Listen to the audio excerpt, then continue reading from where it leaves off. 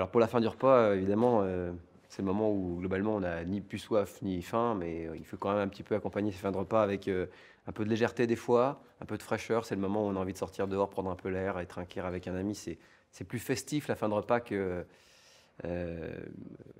que quelque chose, classique pour les vins. On a envie, de finalement peut-être de la bulle de l'effervescence, de ce côté un petit peu magique qu'offrent les effervescents.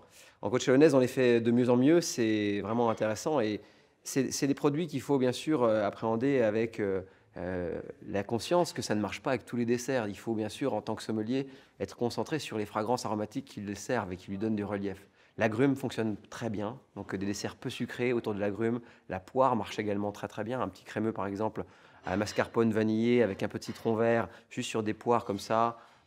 C'est vraiment très léger, c'est le dessert aérien qui donne un peu de relief à ça.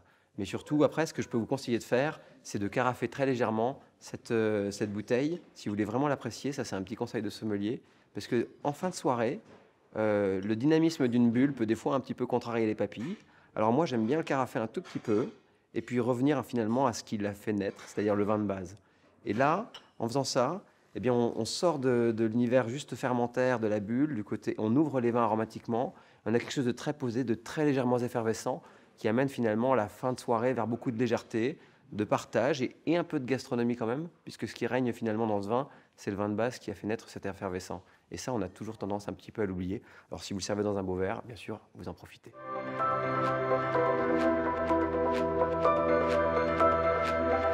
En tout cas, chapeau au vigneron de Bussy pour la collection Mille Buis.